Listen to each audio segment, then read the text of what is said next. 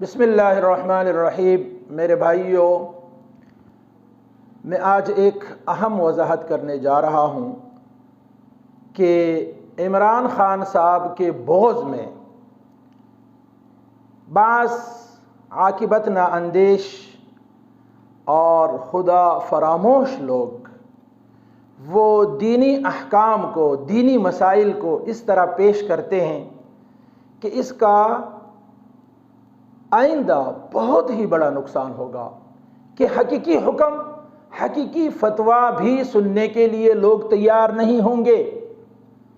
عوام میں اور علماء میں ایک بہت بڑا فاصلہ آ جائے گا کہ حقیقی حکم کو بھی لوگ اسی طرح سمجھیں گے کہ ان کا تو کام ہی یہی ہے کہ کسی پر بے جا اعتراض کرنا، فتوے لگانا۔ چنانچہ آپ دیکھ لیں کہ گزشتہ روز گجران والے میں خان صاحب نے یہ بیان کیا، جوانوں، میری پوری کوشش ہے کہ میں اپنے نبی صلی اللہ علیہ وسلم کی، آپ کو ان کی زندگی، ان کی سیرت سے آپ کو بھی آزاد کروں، کیونکہ ہم ابھی تک حقیقی طور پہ آزاد نہیں ہوئے۔ اب آپ دیکھ لیں کہ خان صاحب نے کہا ہے کہ میں آپ لوگوں کو سیرت النبی سے آزاد کروں گا۔ کیا مقصد ہے اس کا؟ اس کا مقصد یہ ہے کہ اگر ایک شخص جیل میں قیدیوں سے کہہ دے کہ میں تمہیں عدالت کے قانون سے آزاد کروں گا، آزادی دلا دوں گا، تو کیا اس کا معنی کیا ہے؟ اس کا تو یہی مقصد ہے کہ میں تمہارے لیے وکیل کروں گا اور اسی طرح عدالت سے قانون کے مطابق تمہیں آزادی دلاؤں گا۔ اس کا یہ مقصد تو نہیں ہے کہ میں تمہیں قانون سے بالاتر بناؤں گا کہ تم قانون کے بھی پابند نہیں ہوں گے۔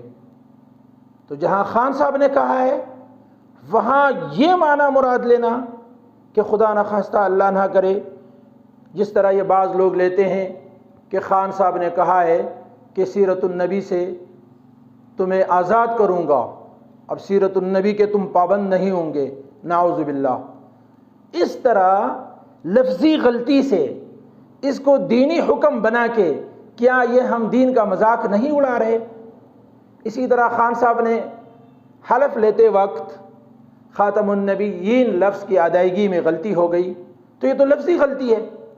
لفظی غلطی کو اٹھا کے کہاں سے کہاں پہنچایا۔ اب ہمیں اپنے اسلاف صحابہ کرام رضوان اللہ علیہم اجمعین کی تاریخ کا پتہ نہیں ہے۔ شروع اسلام میں جب عرب کے علاوہ عجم بہت سارے لوگ اسلام میں آئے، داخل ہوئے، تو وہ قرآن غلط پڑھتے تھے۔ ظاہر سی بات ہے وہ عرب نہیں تھے۔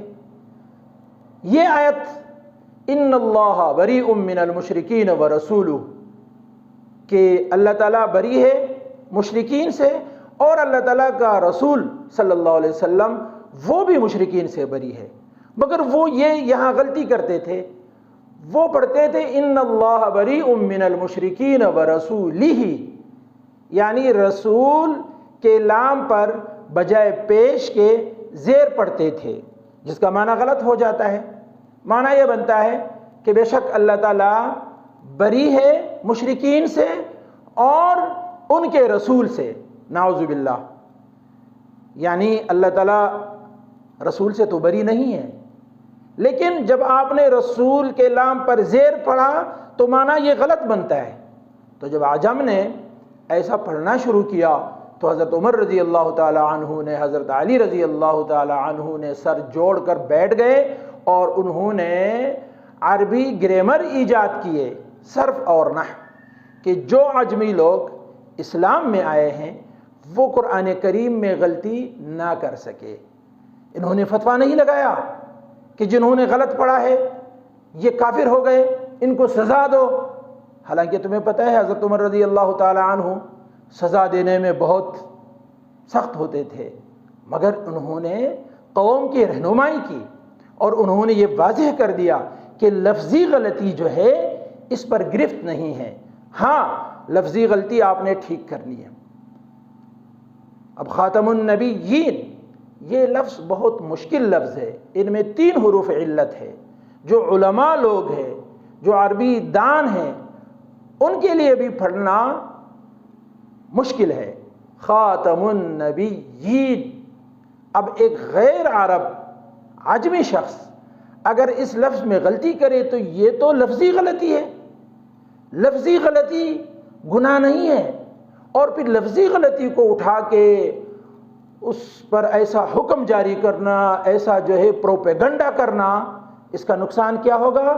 اس کا نقصان یہی ہوگا کہ پاکستان تحریک انصاف جو اس وقت پورے پاکستان میں اکثریت میں ہیں، ہر صوبے میں، ہر جگہ، ان تمام ورکروں کا علماء کے ساتھ نفرت پیدا کرنا اور ان کے درمیان فاصلہ لانا، کل خدا نخواستہ جو بھی باطل فرقے ہیں پاکستان میں وہ بھی یہ دلیل بنائیں گے کہ ہمیں باطل کیوں کہا جا رہا ہے، تو لوگ تو یہی کہیں گے کہ یہ علماء کہہ رہے ہیں، تو وہ تو یہی کہیں گے کہ علماء نے تو ہر جگہ ایسا ایسا کہا ہے۔ حالانکہ سب علماء تو نہیں کہہ رہے، جو جید علماء کرام ہیں وہ تو اس طرح نہیں کرتے، مگر کچھ خدا ناشناس عاقبت نااندیش لوگ ہیں، انہیں میں اللہ کا واسطہ دے رہا ہوں کہ دین کو مذاق نہ بنایا جائے۔ یہ ہماری ذمہ داری ہے کہ ہم تمہیں سمجھا دیں، باقی آپ عمل کرتے ہیں تو آپ کی مرضی، نہیں کرتے تو اس سے دین کا بہت ہی بڑا نقصان ہوگا۔